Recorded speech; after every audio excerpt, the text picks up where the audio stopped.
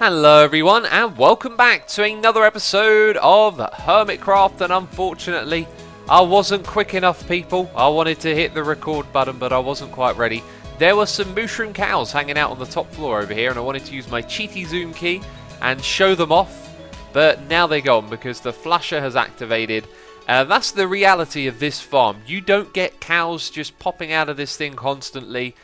When you look at it, 90% of the time there's nothing to look at. But anyway, I've been fishing a lot. You can see I've got lots of XP. I've been AFK on the server for quite some time. And I've got some really good news, okay? Do you want to see the good news? Yeah, we got a fair amount of beef and leather from this thing. Pretty cool, right? But actually, no, we've got a lot more. I decided to empty that chest because I was fearing that it would get filled up and back up, and that is just a wonderful sight right there. That is our food and leather needs being taken care of for a long time, and of course this thing is going to run around the clock. I am so happy that this project has worked. We've built a much better farm than anything I had planned before, and we will do some work regarding this thing in this episode. I actually have a plan to do something slightly different, and I am entirely unprepared, but somewhere around the back area there should be some cocoa beans that I go to for cocoa bean farming. And today I want to build a cocoa bean farm, okay? We're going to have to chop down some jungle trees. Although now that I think about it, we should have like chests for this stuff from some of our previous projects. Man, I had to make a cut there because my microphone slid off the side of my face and slammed into my chest, making a horrible noise. So we're going to build a cocoa bean farm. You've probably seen hundreds of these before. We are not going to reinvent the wheel at all, but what we are going to do is include possibly observers into our design. And I've got a little something else that might be nice to have as well. I think the place we're going to build it is just over there in that space, which was initially reserved for something else. Let's go find out what it was actually reserved for. Oh, goodness me, that was a bad idea. I could have probably just drifted over there. And there's blocks missing here. Okay, I'll have to fix that. This was reserved for the jukebox room. I could easily move that somewhere else. So I'm thinking of building a cocoa bean farm, and I've done absolutely no preparation. But here is where we're probably going to build it. So I've done some preparations, figured out what we need, and I'm going to tell you a little bit about my plans for this floor here. This is going to be like a farming floor, where each of these walls has one farm dedicated to each side of it, right? And we're going to be building on that side over there. And this is the first time I'm actually looking across and seeing that we've ripped out those panels, because they look pretty cool in my opinion when you look across. Obviously they fit in. And now what we're going to do is introduce a new colour in this space. And that'll be the same of all of these sides because they're all going to have different farms.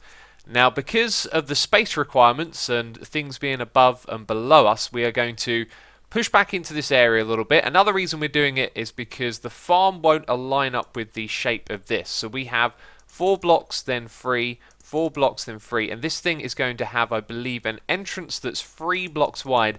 And then there's going to be 5 blocks of wall and then another entrance. So it's not going to line up with this. So we're going to kind of create a space between the two, right? And this is where we get to introduce some new materials into this area. Where is the middle? I think actually this is the middle. Yeah, it certainly feels like it. This is where I want to start building. So I thought about the build palette, and we're going to go with clay and sandstone, which might like create a bit of a contrast as you look in from one other side and see that the stone has been replaced with a different theme. But it is going to be pushed back behind here a little bit. And that'll end up being the same with all these sides. They're going to introduce different colours. So I think overall this is going to end up making sense. Now I want a little walkway here to be about 3 blocks wide. I'm going to build this thing out of clay. And then we're going to have some more stone block trims on the other side. Now I wanted to know where the middle was, and already I've sort of thrown myself off a little bit. It's this bit here. Excellent. Okay, so we're going to have a 3 wide entrance, then we have 1, 2, 3, 4, 5, and another 3 wide entrance. So you can see where the entrances are going to be. I'm going to mark those with hardened clay so we can see how we would walk through into the room. And now my hardened clay's gone. I'm not sure if I've actually got any more than that. So the entire floor will be filled out like that, and then for the walls what I want to introduce is sandstone. We're going to put a lamp in these walls as well, so we don't have to rely on these torches, and that lamp will actually be what lights up the room on the other side as well, as these walls are going to be wafer thin, literally just this one block thing leading you into the next room. Now I want to build this up a little bit because at the moment it's kind of plain. We've got to also sort out the ceiling as well, which is probably going to end up using some more clay, I'm guessing. Or maybe even some jungle wood we could throw in here. So I'm at the mesa, digging, getting resources, just thinking to myself, when was the last time we used clay in my base? Because I've come here quite a few times and done some big digs. Looks like we found some baddies. Of course, the border between the two biomes that we just built, we used a load of clay there, and I realised I actually left my shulker box full of clay, so I've probably got everything I need already at base, but we'll just fill up another one and then head back. And I just finished digging this big square here, and I popped outside just to see what time it was and have a look in my inventory, and there was only one stack of terracotta or hardened clay. And I was like, no, surely not. I had like this really weird inventory desync where all of the items in my inventory, if I clicked on them, would disappear. And then all of a sudden, the server went, here you go, and gave them all back to me. So that was really kind of strange. So I searched all over the base, couldn't find that other shulker box full of hardened clay. But anyway, I've been hard at work here, and you can start to see it a little bit now, right? That's definitely going to be a bit of a system shock from the other side. And I think the view into the room is going to be yellow as well, because we're going to use a lot of sandstone in there. So moving through into this corridor, it's basically finished. There is just two things to address. This wall at the end here, I'm not sure if I like it being sandstone. Probably because it just mirrors this pattern. I think I might actually turn that to more of this cobble and andesite. And then up the top here, you'll notice this looks very untidy. That's because I wanted to put this bit in last. I think this is a nice little feature right here. We're going to use jungle wood inside of this. And I have missed stair blocks there. And I have them on my hotbar, so let's chuck them in. Oh, that is a tidy little trim. Look at the colour palette right there. That is very nice. I think these three different tones complement each other really, really well. So we'll fit that in going all the way across. I also really like the use of that stair block there because it kind of ties this bit to that bit. And then this gets separated. It's looking very swish, very nice. And actually the sandstone at the end has kind of grown on me. I think it's maybe just the lamp that we need to remove. But going into this room, I need to take a trip to the desert because I need more sandstone. This is it, I've run out. And this room is going to be very plain and simple, but I always find sandstone so pleasant as a block that you can just repeat over and over again. So it's going to be very plain in here. We're not going to fuss with aesthetics too much. The room is going to be kind of cramped as well, as we're going to throw in some jungle wood. Now, we're not trying to reinvent the wheel here. We are going to use observer blocks though, and hopefully this will just make setting up the farm a little bit simpler than how these things have been done in the past. So the farm itself is actually going to be set up like this, where we have 3 wide things going up by 6 blocks. So that's 2 of them, then we've got another 2, and then 1, 2 like that. Let's get my chopper and go back down. And this means that we can replant the entire thing, right? 6 should be the distance. There you go, nice and easy. So we've planted all of those. We can put them like so. We can put them down this side. So that's going to be 3, 6, 7, 8, 8 by 6, do the maths, and that's how many we're going to be able to have in this area growing. Now when they're fully grown, the way that we want to harvest them is simply with pistons. The first time I saw this, I believe it was Monkey Farm, so that goes back years ago, and some of you are like, what is a monkey farm? What is up with X right now? Monkey Farm is an old hermit who's no longer a hermit because he kind of disappeared off the internet actually. Never heard from him. And that was quite some time ago now. But anyway, he came up with this design, or perhaps he saw it somewhere else, I don't know, where what you do to harvest this stuff is you push it all upwards with a piston. Now it would have been better if I'd have put one up here, because then I could show it to you, and that means I've also got to remove a block from up the top. Does it bother you when the game sound is off in a video? I think it doesn't bother me. I can't ever remember really noticing, or maybe on occasion I have watching someone else's video, but it always annoys me because I've been over at the end, I've been repairing all of my tools, as you can probably tell they're all nice and shiny and new again, and we need a little space up the top here, which is why I'm digging this out. So yeah, been over there, turned down the volume and forgot to turn it back up. And you can probably hear, you might be able to hear, it's raining outside. Alright, so let's activate this thing. Bam, up it goes. All the cocoa beans drop onto the ground. I mean, that's just the first part of what I want to do here, right? That thing is then going to retract, and something from above will push them back down. You've probably seen this before, haven't you? Now, the next thing we want to do is flush all of the cocoa beans to the same spot, just to make it easier for us to collect everything. So when we do that, we can sort of bring them down to this area at the front here, right? Problem is, the water doesn't stretch too far. So if we actually have the water drop in a little bit higher, it'll get pushed a little bit closer. Now, can you see where this is going? If we have another one just somewhere over there, they'll get pushed to these free spaces where we could have some hoppers pointing into a chest, which I think would be pretty cool. So there'll be a chest at each of the entrance. We're not going for like super levels of automation here, just stuff that's simple and fun to work with. So I guess what we need to do is figure out a way for us to activate these pistons here and then to get them automatically pushing downwards. I like redstone because you've got to invent solutions to problems, right? And I've invented one, except the input doesn't work. I mean, I thought powering a block updated the observer. Sometimes it does, sometimes... Hey, I guess, well, that worked because I broke the block. Oh. Anyway, we have a slight problem which I'll demonstrate to you. That is that doing things like this creates two pulses. One when you press it, one when it becomes unpowered. And now, actually, I need that back. Thank you very much. Place it there.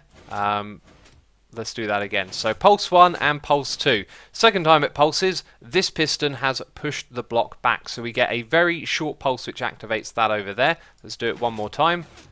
There you go. There's pistons down there that get pushed up, and that's how it works. And it's not too bad, is it? That poor old lamp, it's getting moved around, it's getting turned off. When it's on, I can't put this sticky piston here. So I want to talk about simplifying things. When you're trying to find out how to do stuff, sometimes you've got to go back to the root. And I realized that the input was probably not the most efficient way of doing things. If we do that, we will get a pulse at this level and then a pulse at that level. So this is clearly much simpler, right? Let's go see it in action. So we press the button, piston goes down, one pulse, and that's exactly what we wanted. So now we can move on to detecting the other part at the top. And by the way, this is pushing a couple of extra logs down here because of needing a place to put the wire. Like, we couldn't have this any higher, otherwise we'd be using like repeaters pointing into it to get it to work. Also, oh, that's been working anyway. So from down here, we'll be able to see 2 blocks over there. That is for compactness sake. What we could actually do is have these come 1 block higher and move the whole thing up by a block, right? I might actually do that if I decide that I want the ceiling to be flush, but otherwise it's like this. We've got a dropper back there, so we can chain the observer block signal through these up to here, add a little bit of a delay, and then send the signal across there, right? So if we go down below and activate this, you're going to see a problem emerge. And did I get this entirely wrong? Okay, there's a gap down the bottom here. Let's fill that in quickly. Let's run it again. Right, and now you can hear the problem. Let's go up and see it. Those pistons are now in a loop because of that. Well, I reckon there's a way to fix this. If we add a signal like this, put some redstone here, get out of the way, torch, then we lock it. However, we don't want to lock it on, we want to lock it off. So let's try that. Alright, here we go. Hey, you can see that it worked. So the timing means that this basically gets locked off, and then the power will end, and then it won't lock it anymore. So that's pretty cool. But I've got a feeling we might be able to learn a lesson from our sticky piston over there. Yeah, I should have thought of that, actually. That's going to have the exact same problem. Oh, I'll revert that wiring. Okay, so we're not going with the sticky piston up here. We got a problem here. If I put a block there, it's actually going to get powered, isn't it? And there would be a block there. So 1 and 2. And the second time that activates it might break the circuit up the top. So that's bad news. Now, we can't move the button down because we've got the water flowing system that's going to go across the entire floor. So I think that we should probably move that button somewhere else. And we've already been moving the lamp out of the way to have that there. I think the best thing to do is actually probably to just have a universal button for all of these things. So rather than one at the other end of each doorway, we could have just one button somewhere out here for all of them. For the next part of this episode, we're going to take a break from working on the cocoa bean farm. We will come back to it in a little bit though. We got some other odds and sods to do first of all, and I would like to remind you that the Hermitcraft livestream is happening on Saturday the 30th. You can bookmark that in your calendar, and I've put the info on the screen. You can also visit the website to look at that image and take notes of whatever you need to do. The reason I'm announcing this again is because I've had quite a few people coming into my live stream asking me if they've missed it. And I was thinking, hang on a second, it's 2 weeks away. How did this go wrong? So I thought I would announce it again just to make it super clear. It's on Saturday the 30th. So with that out of the way, we can focus on our mushroom farm here in the middle of the base, which is doing an absolute treat, I tell you. And I've had so many comments and suggestions about something that I did actually address in the past. I'm going to explain it again. Johnny the Vindicator down here is currently holding an axe, although what Johnny doesn't have is an inventory with an axe in it. This is just hard-coded that he will look like he's holding an axe and attack things with it, right? He's trying to attack me right now. It's kind of adorable because he can't get to me. But what we can't do is equip any items onto Johnny. We can't give him a custom axe, so we can't give him fire enchantment to auto-cook our drops. We can't give him looting as well. Although he's holding an axe, it's just not something that we can do. In fact, I'll do a quick test to prove this to you. Testing's always good. Sometimes you'll make a discovery. Here's a mushroom, here's my magical axe, let's watch it burn a slow and painful death. I'm sorry, my buddy. And what do you drop? Just 2 steak. Now this thing has fire aspect and looting on it, both level 100, so we saw the fire aspect work, but the looting didn't seem to work, and that's actually because the fire dealt the final blow. So if we hit this guy twice, then you can see we get the looting effect. But anyway, this axe is for Johnny. There's one of them in here. This guy's been renamed. We're going to equip him with it, although what you'll see happens is that he doesn't even pick it up because he doesn't have an inventory for this stuff. So although he attack mushrooms, he can't actually take a custom weapon like that one there. There he goes, and so you only get the regular drops. So we're underneath the water basin where Johnny does his killing, and I think the last time we looked in this chest at the beginning of the video, it didn't have as many items in as that. We've also got this as well. Whenever I'm over here, I like to check on it, and it's always good to see the items flowing in. Now later on we're going to work on moving those items somewhere else. I've actually got a location in mind. Quickly though, I would like to show you what's changed up above because, hey, there's been another live stream and I've done a bunch of digging in that live stream. And what I did this time is I dug out this corner area here lower than this one because I felt like this came too close to the front here. And since I've done that, I kind of feel like the wall at the back is too big, so maybe this needs to continue going in that direction.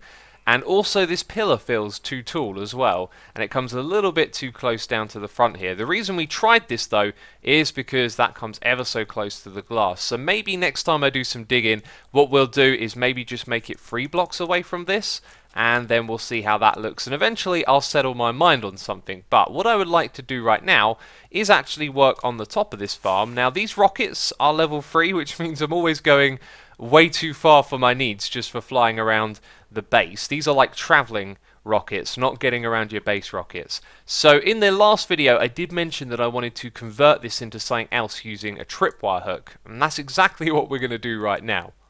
Attempt number 1 has failed, but you're about to see why. Here we go. Okay, so that actually was slightly different from what I saw a moment ago. There you go. Did you see the armor stand double jump? I believe that's because we've got redstone there. So let me explain what's going on. We've swapped this thing over for tripwire.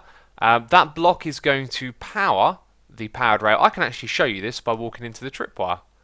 So there we go, the water comes out and then we move away, the water goes back in. Now I've done this with the assumption that the armor stand bopping up once would set it off once, but actually it sets it off and turns it off again. So it may just be that we need a different circuit here to keep that extended, which would actually be what it would be if we didn't have the observer block. So we used the observer block before to send over 2 pulses. So yeah, actually what I need to do is just take this repeater directly into that piston. Hey, there we go, there we go. So right as I placed it down, it actually activated it. So we can count on this for the same amount of delay. The difference is we didn't need to use the observer to create a pulse because of the way that this behaved here. So we just need to push that up so the armor stand activates the tripwire, which I'll simulate, and then after the delay circuit over there has finished, it will come off and then it will go out like that.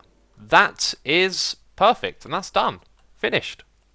I explained some redstone earlier in this video. I'm going to be explaining some later, and we've just done some right now. And whenever I watch these back when I'm editing, I get so frustrated with my use of language. I want to make things really clear so you can understand what I'm talking about. Yet I just can't quite find the words when I'm explaining stuff. I want to explain that again quickly, okay? So we used an observer block because it sended 2 pulses. One of those pulses would turn the water on, the other one would turn it off. The problem we have is with an armor stand going into the tripwire is that it does both the on and the off over there, right? So rather than having an observer send those 2 pulses from when it detects the repeater going on and off, what we actually need to do is take the on state of the repeater into the piston, so it pushes the armor stand up, and then that means that it's on, and that'll be for the right amount of time because we're using the same amount of delay, and then the armor stand will fall back down when this turns off. And there you go. I think I actually did a good job of explaining it that time. So from up here, it's looking pretty good. Can barely see the tripwire. That is the way to go in my opinion. I'm sure on occasion I'm going to activate it when I fly through it, but I was actually just messing around with that. And when you do this, you're not going to lock the water on, or at least I haven't been able to, and that would be a little bit of a problem if you could, so hopefully that's not a thing. Otherwise then it will require fixing. Now there is something that I want to mention. I had quite a few comments saying, why don't you put the clock directly on top of the farm? That would make more sense. I'm going to bring us back to the blue line. Do you remember the blue line? If we go above that, like this one block alone in the middle does, then we are going to be slowing down the rates of every other spawnable space below that, which technically there isn't because that's where the water is. So that block there doesn't slow down the farm at all. If we put a clock up in this space, we're going to slow down the spawning areas below it. And I also mentioned that I wanted to put a glass roof over this, which might have been confusing, but mobs don't spawn on glass and the glass doesn't affect the rates. So we can actually have glass above that blue line without it affecting the spawn rates. So let's get back to our cocoa bean farm. I think the last time you saw this room wasn't finished, and I've now done all of the redstone in it and finished building it from one side to the other. I also put all of my cocoa beans in here, and I'm kind of surprised at how quickly they have all grown fully, although I probably spent quite a bit of time flying around the base chatting and doing redstone. I was about to harvest this with my axe. That makes no sense whatsoever. That's not what this room is for. So we've got to remember that I need to do a good job of explaining the redstone. I'll start off simply just by showing you in action. Okay, that's it. The whole thing, left to right, back to front, has activated. We can come around here and pick up the cocoa bean drops. Now, of course, what we want to do next is install some water to make this part super simple for us. So the only thing we have to do is go around replanting it, which I'm not going to do right now because I want to explain the redstone. So you've seen how the bit up top works, right? There's nothing much to this other than I realised I could use 1 repeater here. So 2 ticks there, 4 here means that that gets locked and that the signal that comes from the observer that detects the piston retracting doesn't activate the redstone again, so we don't accidentally create a clock. So now what we need to do is look at the redstone down below. What we're going to do is have 2 controls at the front here. The left one is for activating the wood, like you just saw. The one on the right is for activating the water, which we haven't built yet. So this posed a little bit of a challenge. The one on the left, let's put a torch in my offhand as well so we can light the place up as we walk around. The one on the left is super awesome, right? This extends it down, it creates a pulse onto that redstone, but when it gets pulled back up, the pulse that it makes goes into this block here, so it doesn't power anything. So 1 tick gets sent down here, and that activates all of these pistons, which push upwards. Very cool stuff. You know what happens after that. Now, on the other side, it was a little bit tricky to figure out how we were going to do this one, but we get a signal when it goes downwards, and it goes into this block here, which doesn't power anything.